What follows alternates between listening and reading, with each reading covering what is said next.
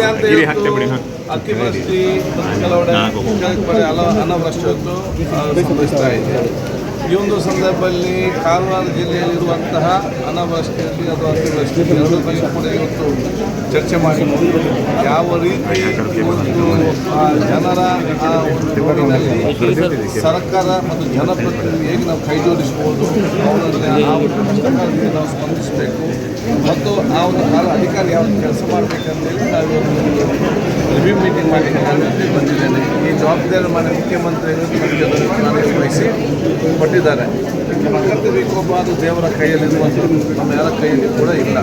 ಆದರೆ ಆ ಕಾಲಘಟ್ಟದ ಸಂದರ್ಭದಲ್ಲಿ ಅದನ್ನು ಆದಷ್ಟು ಕಡಿಮೆ ಒಂದು ಘಟನೆ ಆಗುವಂಥದ್ದು ಮತ್ತು ಆದ ಸಂದರ್ಭದಲ್ಲಿ ಆ ಜನಸಾಮಾನ್ಯ ಯಾರು ಸಂತ್ರಸ್ತರು ಯಾರು ಇವತ್ತು ಆ ಪ್ರಕೃತಿ ವಿಕೋಪಕ್ಕೆ ಇವತ್ತು ಒಳಪಟ್ಟು ನೋವಲ್ಲಿದ್ದಾರೆ, ಅವ್ರ ಜೊತೆ ನಿಂತು ನೈತಿಕವಾಗಿ ಮತ್ತು ಅವರಿಗೆ ನೈತಿಕವಾಗಿ ಧೈರ್ಯ ಕೊಟ್ಟು ನೆಮ್ಮದಿಯ ಜೀವನ ಸಾಗಿಸಲಿಕ್ಕೆ ಏನೆಲ್ಲ ಸಹಕಾರ ಬೇಕಾದೆಲ್ಲ ನಾವಿನ್ನು ಚರ್ಚೆ ಮಾಡ್ತೇವೆ. ಮತ್ತು ಜನ ಒಂದು ಕಡೆ ಪ್ರಕೃತಿ ವಿಕೋಪದಿಂದ ನಾವು ಸಮಸ್ಯೆ ಆದರೆ ಇದೊಂದು ಮೇಡ್ ಪ್ರಾಬ್ಲಮ್ ಇದೆ. ಜನರ ಸಮಸ್ಯೆಯಿಂದಾಗಿ ಸಮಸ್ಯೆ ಆಗುವಂಥದ್ದು ಹಲವಾರು ಮನೆಗಳಲ್ಲಿ.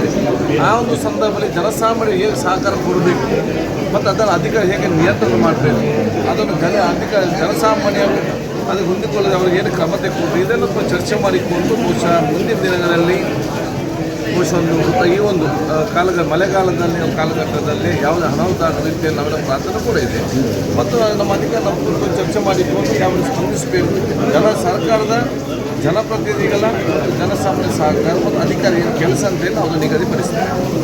ಸರ್, ಈಗ ಆಷಾಢದ ನಂತರ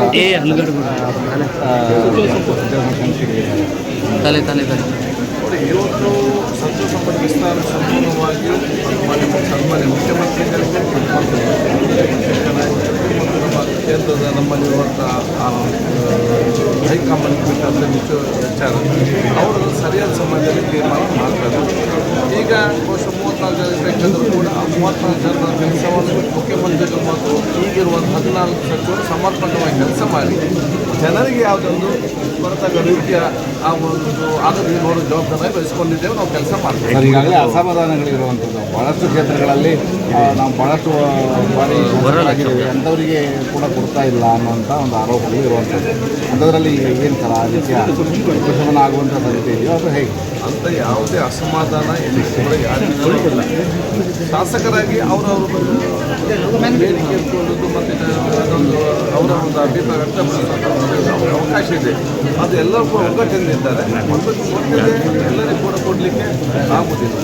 ಇದರಲ್ಲಿ ಸಾಮಾಜಿಕವಾದ ಒಂದು ನಮ್ಮ ರೀಜನಲ್ ಪ್ರದೇಶವಾದ ಸೋಷಿಯಲ್ ಸಾಮಾಜಿಕವಾದ ಭದ್ರತೆಯಲ್ಲಿ ಎಲ್ಲ ಜಾತಿಯ ವರ್ಗ ಪ್ರದೇಶ ನೋಡಿಕೊಂಡು ಎಲ್ಲರ ಪರವಾಗಿ ಇವತ್ತು ಆ ಸಚಿವರು ಆಯ್ಕೆ ಮಾಡ್ತಾರೆ. ಅದು ಹೈಕಮಾಂಡ್ ಮುಖ್ಯಮಂತ್ರಿ ಆಯ್ಕೆ ಮಾಡ್ತಾರೆ. ಯಾವುದು ಗೊಂದಲಗಳಿಲ್ಲ.